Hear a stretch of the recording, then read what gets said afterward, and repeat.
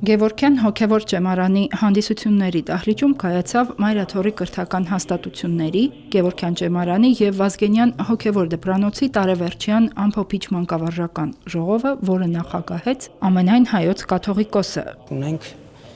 43 դասախոսներ, որոնցից 19 հոգևորական են, իսկ 24-ը աշխարհական։ Այս ժողովը կարևորվում է նրանով, որ հերթականությամբ անդրադառնում ենք բոլոր լսարաններին, սկզբում բակալավրիատին, ապա մագիստրատուրայի լսարանի սաների արդյունքներին։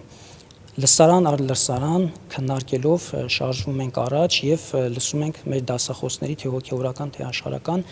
դիտարկումները, ինչու չէ նաեւ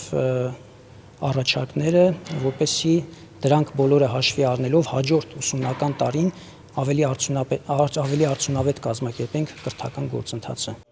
2025-26 թվականների ուսումնական տարվա ժողովին քննարկվեցին 2 կիսամյակների արդյունքները, ձեռքբերումները եւ նաեւ բացթողումները։ Տեսուչ Հայր Սուրբը տարեկան զեկույցում խոսեց ուսումնական տարվա ընթացքի անցուդարձի մասին, նշեց, որ ուսումնական ծրագրին հավելվել են սեմինարներ, դասախոսություններ, քննարկումներ, հրավիրվել են մասնագետներ նաեւ արտերկրից։ Քննարկումներին մասնակցեցին եւ հոգևորական եւ աշխարհական դասախոսներ։ Մի շարք կարևոր հարցեր բարձրացրեց Հայոց Հայրապետը։ Հարցրեց մանկավարժների կարծիքը յուրաքանչյուր ուսանողի առաջադիմության, վարքի, ընդունակությունների մասին։ Մենք այսօր ունենք շատ փայլուն քահանաներ, որոնք ավարտել են հենց մեր այս հաստատությունը եւ մենք հպարտանում ենք այդ քահանաներով։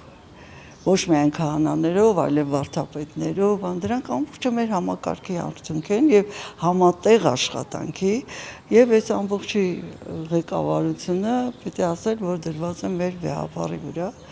Ինքը անում է ամեն ինչ նկատում եք, որ լինի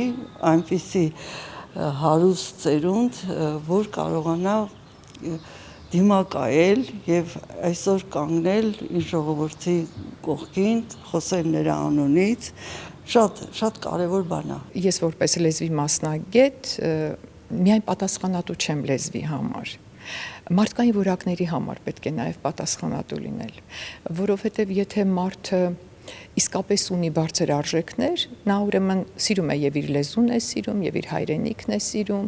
եւ իր կրոնն է սիրում, այսինքն սրանք բոլորը միասին շահկապված են։ Եվ այստեղ պատասխանատվությունը շատ մեծ է։ Դու պետք է նրանց նայես ոչ միայն ստուգես լեզվի իմացությունը,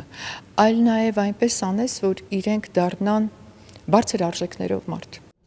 Ժողովի ավարտին Նորին Սրբությունը օրհնության եւ գնահատանքի խոսքով դիմեց հոգևոր հովիվներ կրթող մանկավարժներին։ Հորդորեց համբերատար ու սկզբունքային լինել կարևոր հարցերում։ Կրթության մշակներին մաղթեց քրտնաջան ու արդյունաբեր աշխատանք եւ առատ հունձք։ Հերմինե Հակոբյան, Գևորգ Ավագյան, Եկեղեցական կյանք։